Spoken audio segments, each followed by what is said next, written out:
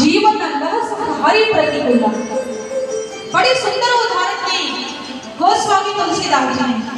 गोस्वामी तुलसीदास जी कहते हैं कपट पीठ जामई बरबारा। कभी एक समय ऐसा आ सकता है कि हम इस बात पर विश्वास कर लें कि कछुआ की पीठ के ऊपर भी बाल उग सकते हैं। ये संभव है? हाँ जी, कछुए की पीठ के ऊपर हो सकता है।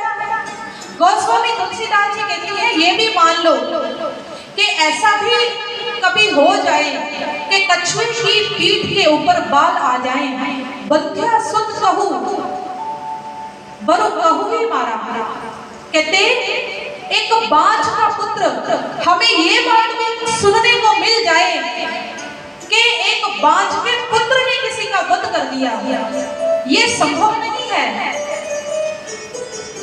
और आगे उन्होंने कहा फूले नभ बिनी बहु बिनी फूला, कि हम ये भी विश्वास कर लें कि आकाश में बहुत सारे फूल खिल गए। ये सब असंभव बातें हैं।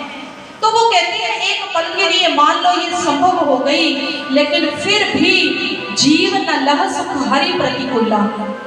फिर भी एक जीवात्मा अगर कहे कि भगवान से विमुख होकर, भगवान को भूलकर वो अपने जीवन में सुख को प्राप्त कर सकती है, तो यह संभव नहीं है।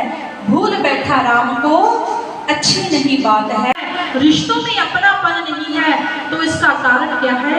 हृदय में भगवान नहीं है। जब भगवान आएंगे तभी ये जो गुण है वो हमारे भीतर आएंगे। भगवत प्रेमी अगर हम चाहते हैं हमारे जीवन में भगवान को भूल गया, ये बात अच्छी नहीं।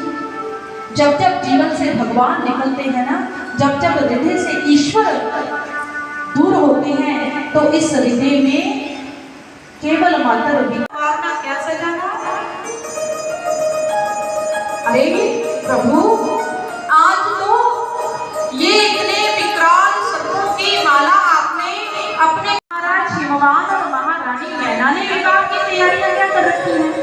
कहीं ऐसा ना हो हमारे प्रभु की बारात तो सजकर तैयार है और महाराज हिमवान के घर में कोई तैयारी ही ना हो। उधर हिमाचल नगर में महाराज हिमवान और महारानी मैना ने भी हिमाचल नगर को उसके विवाह की तैयारियां खुद से हो रही हैं। महाराज हिमवान के श्री चरणों का, कि उनके श्री चरण उस स्थान पर पड़े हैं और वो स्थान स्वर्ग से भी ज्यादा सुंदर बन गया है और वो स्थान स्वर्ग से भी ज्यादा सुखी है। और आए भगवत प्रेमी, अगर हम भी चाहते हैं कि हमारा जीवन भी ऐसे ही सुंदर बन जाए जिसमें कोई चिंता ना हो, कोई परेशानी ना हो, कोई द्वेष ना हो, आपस में सब प्रेम से रहें, सम्मान से रहें, उसके लिए जरूरत है हमारे जीवन में भगवान के आगमन की। गोस्वामी तुलसीदास जी कहते हैं अष्ट चक्र नव द्वारा देवा नाम पुर अयोध्या। ये जो हमारा शरीर है ना, 8 चक्र 9 द्वारों वाली ये जो देही है, ये अयोध्या नगरी है। और जिस दिन इस अयोध्या नगरी रूपी हृदय आसन पर भगवान आरूढ़ हो जाएंगे, उस दिन मानव मानव नहीं रह जाएगा, वो देव बन जाएगा। आए ऐसे जीवन की ओर अग्रसर हो जहां पर सुख ही सुख हो, आनंद ही आनंद हो। आए संकल्प करें और आए ऐसा ही एक भजन श्रवण करते हैं जो भक्ति प्रेम से भावों से भरा हुआ है। उन्होंने शिकायत की, उन्होंने कहा ब्रह्मदेव आपने हमारे साथ पक्षपात किया है। ब्रह्मदेव ने कहा कैसा पक्षपात? कहते आपने कहा था जो मैंने सृष्टि बनाई है सबसे ज्यादा सुख मैंने स्वर्ग में लिए हैं।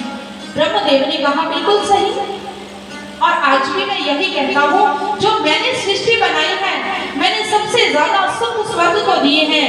तो देवताओं ने कहा नहीं ब्रह्मदेव, हम अभी अभी धरती का भ्रमण करके आ रहे हैं, जो सुख हमने अयोध्या नगरी में देखा है वो सुख हमने स्वर्ग में महसूस नहीं किया। जितनी शांति, जितना आनंद हमने उन अयोध्या वासियों के जीवन में देखा है, उतना आनंद स्वर्ग में नहीं है।